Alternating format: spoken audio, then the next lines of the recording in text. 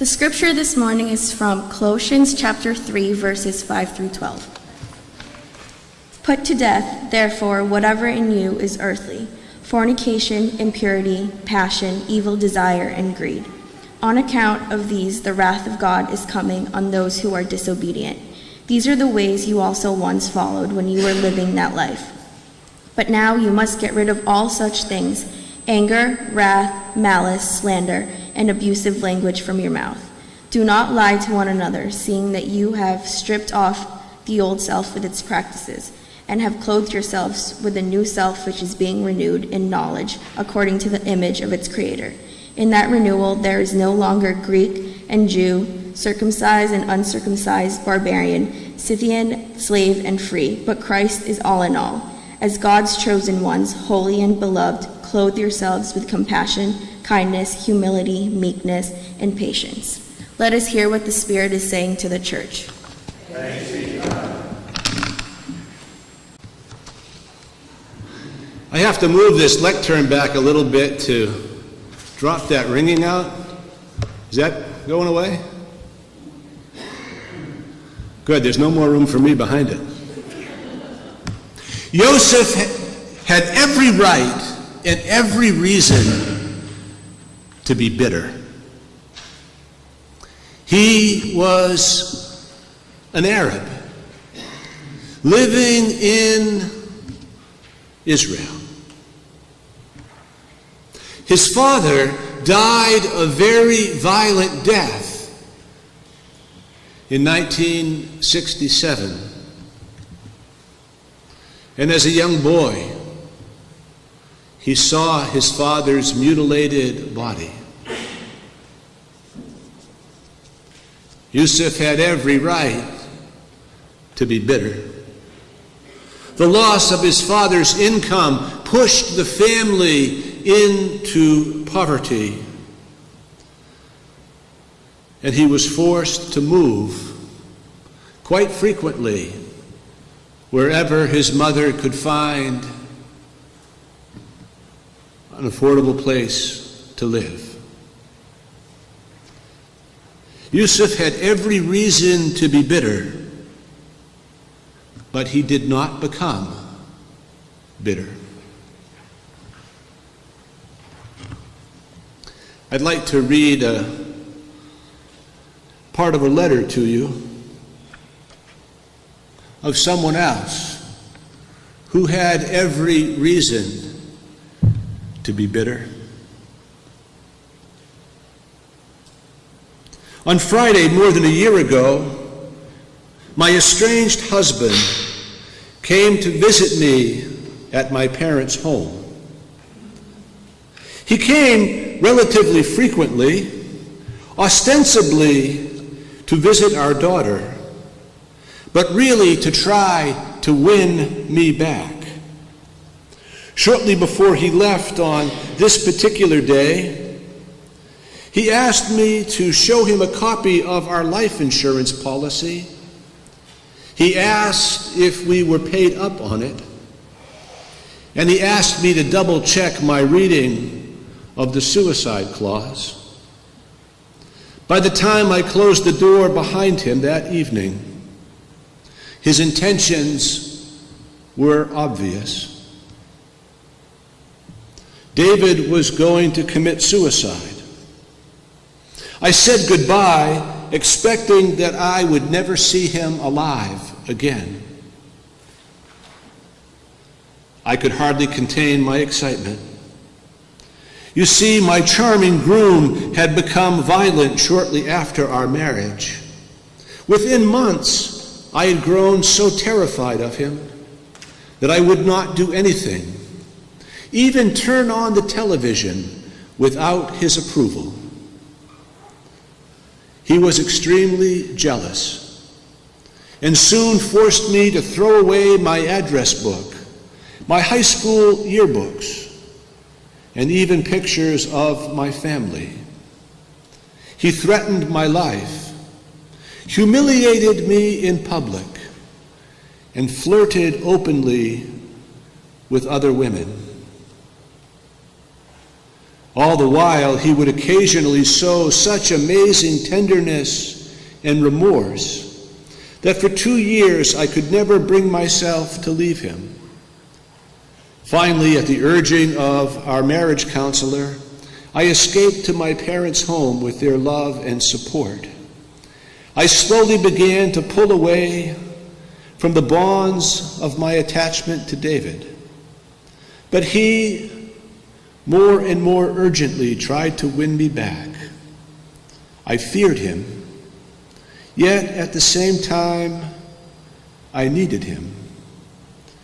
I felt unable to free myself from the relationship. All in all, I was overjoyed to think that my nightmare might finally be ended with his suicide.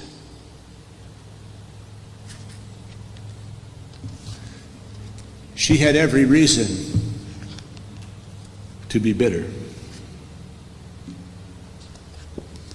What we find in the letter to the Colossians is a word and a message and a teaching of our faith that can help drive the bitterness away.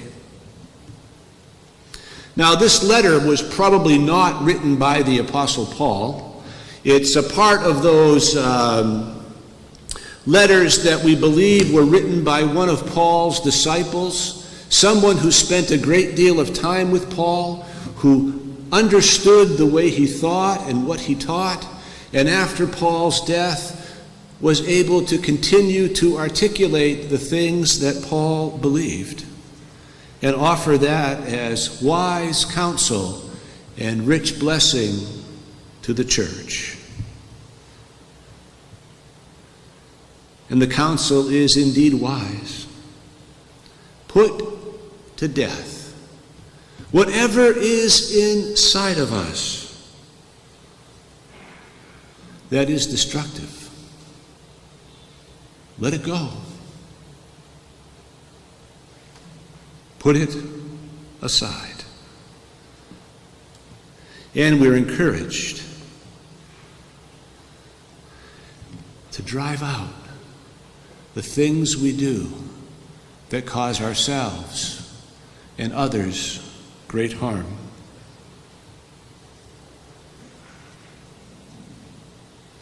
Well, I did a little serious homiletical research this week. I watched Moby Dick on Amazon Prime. Which version? I'm not sure, Byron. It came in 3 episodes, and I think it was the low-budget version. But you know the story of that great novel by Herman Melville, Captain Ahab is filled with things that are destructive. He's so obsessed about this whale that he endangers his whole crew. And even though there are many, many whales in the sea, Captain Ahab doesn't go for your average whale. He wants to find Moby Dick. And so he sails through dangerous storms. And finally, when they see Moby Dick, there are 3 little skiffs as a part of the whaling boat. They get in the water and they row after him. The first boat throws the harpoon into Moby Dick, and Moby Dick starts swimming so fast that the skiff is pulled under the water and everybody in the boat drowns. And then the whale comes back and wipes out the second boat. And then Captain Ahab gets his harpoon and he gets in there and he's chasing it, ties the rope that's from the harpoon to the bow of the skiff, and the whale swims and they move a mile. And there's this gleeful delight in Captain Ahab's face. He's got the whale. But the whale has him. And the whale turns around and smashes the boat that the big boat they all came in, and Captain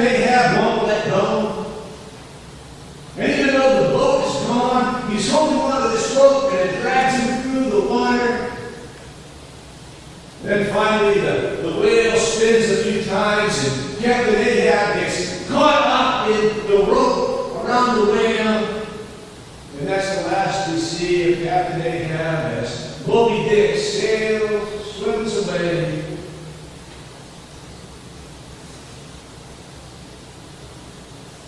Do you recognize destructive behavior? You don't have to answer this question, but how do you like Captain Ahab? What are you chasing?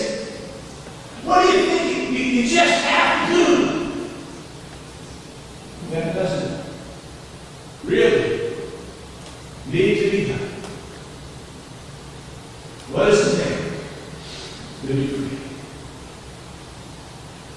The writer of Colossians says we should put on Christ.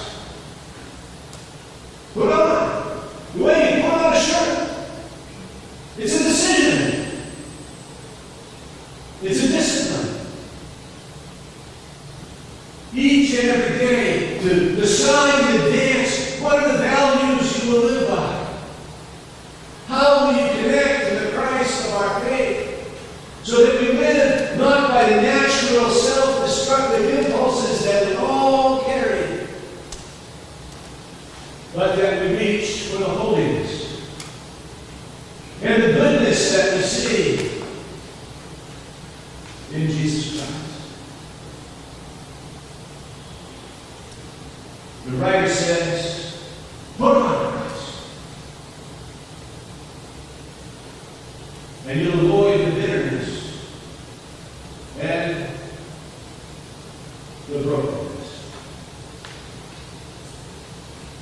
Well, I told you that Yusuf did not succumb to bitterness. And reflecting on his experience, he talks about being an Arab in Israel and living through all of that tension.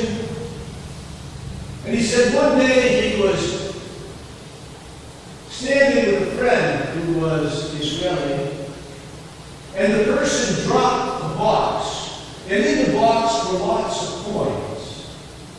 And as the coins spread across the floor, Yusuf thought to himself, I should help him pick up those coins. But he did not. And later he reflected on that. He said, the moment I made the choice to deny compassion and to deny kindness, then I had to construct a world model that would justify my own existence. I chose not to help him because I'm an Arab and he is a Jew. I chose not to help him because there are years of bitterness between me and him. You see, whenever we deny that basic impulse for goodness and humanity, whenever we deny and choose not to put on Christ, then we have to justify ourselves by constructing a world of racism and of judgment. To put on Christ is to live with compassion and to live out of that rich and deep promise. The minute we deny our true nature, our God-given humanity, then we have to build the world of lies to justify it. And when we do that, we become like Captain Ahab, entangled in the things of our own making.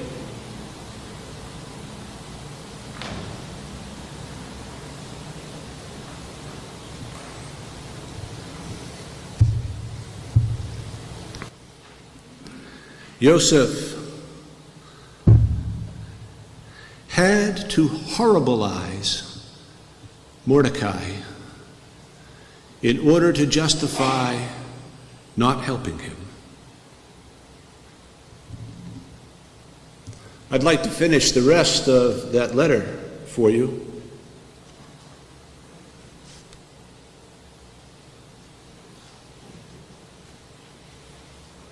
She's realized that her husband did not take his own life, and she writes, "I was heartbroken when he appeared again the next morning.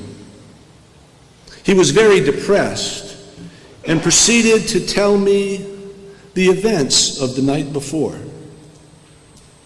He admitted that he'd been planning to kill himself. He'd gotten pills from a friend and waited until nighttime so that no one would be able to find him. Then he had sat down to compose his suicide note and a will. After he typed a few lines, the power suddenly went out. There wasn't even enough light for him to finish the note by hand. Without that sense of completion, he'd been unable to go through with his plans. And then he told me that perhaps fate had interfered to keep him alive, and that this was a sign that he and I belonged together. As he told me this story, I felt fury. I had come so close to being rid of him, finally, so close. And one tiny twist of fate had ruined it for me. I was still stuck with this cruel, unstable man, the man who had destroyed my confidence, who showed every intention of tormenting me for the rest of my life. I had never been so consumed with hate. My disappointment was intense. I decided what I would have to do. I knew especially, given his current emotional state, that if I handled it the right way, he would likely try suicide again. So I opened my mouth to say coldly that I still thought he was a horrible monster, and that I would never ever come back to him no matter what he did. I was about to say that I didn't care if he lived or died, and that if anything, I'd prefer him dead. I was prepared to be as cruel as necessary to drive him back to suicide. But then I paused. I still raged with hate, but I paused. I saw how close I was to encouraging a human being to die, and was shocked by how far I was willing to carry my hate. I looked at him and was suddenly struck by something I'd learned. I was struck by his personhood, his humanity. Here before me was a person with incredible emotional problems, to be sure, but a person nonetheless. He himself had been raised in an abusive environment with very little love and almost no kindness. These thoughts made me cry. To my surprise, however, these were not tears of despair, but tears of compassion.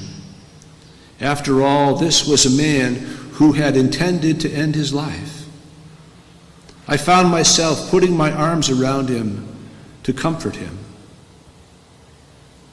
It's a moment I still can't fully comprehend.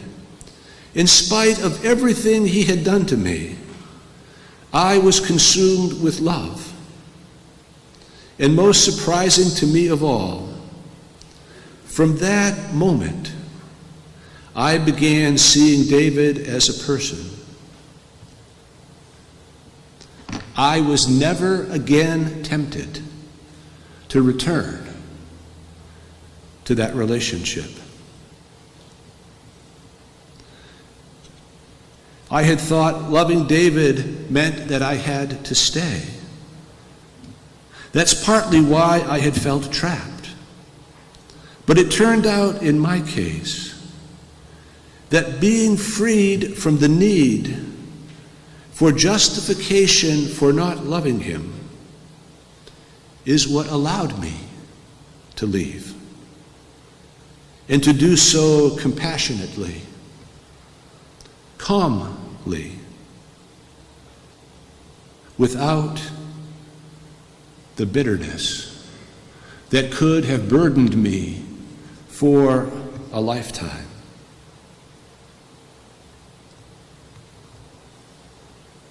When I started seeing people and the world transformed around me, I now feel free. Not just from an unhealthy relationship, but from feelings that might otherwise have poisoned me.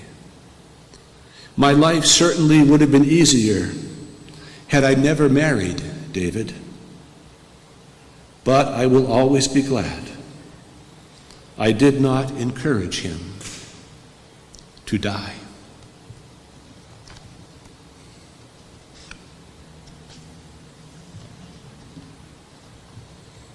My friends, let us put on Christ.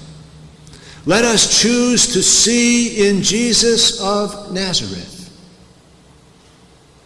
a way to live that neither accepts intolerable treatment nor creates an animosity within us that we are then required to justify through hatreds. Let us put on Christ,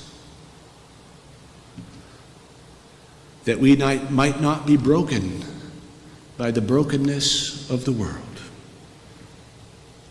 Let us put on Christ that we never have to horribilize another human being.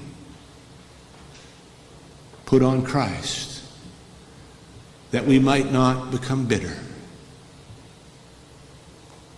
Amen.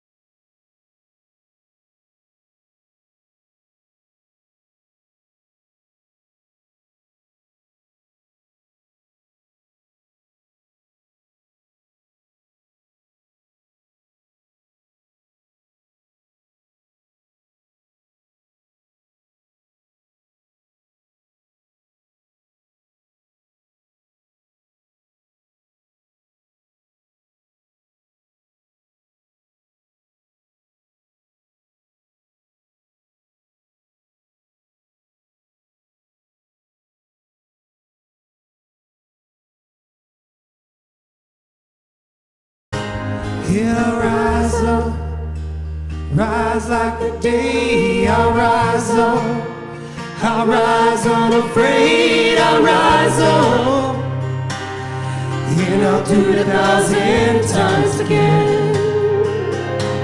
Yeah, I'll rise up, high like the waves. I'll rise up, in spite of the ache. I'll rise up, and I'll do it 1,000 times again.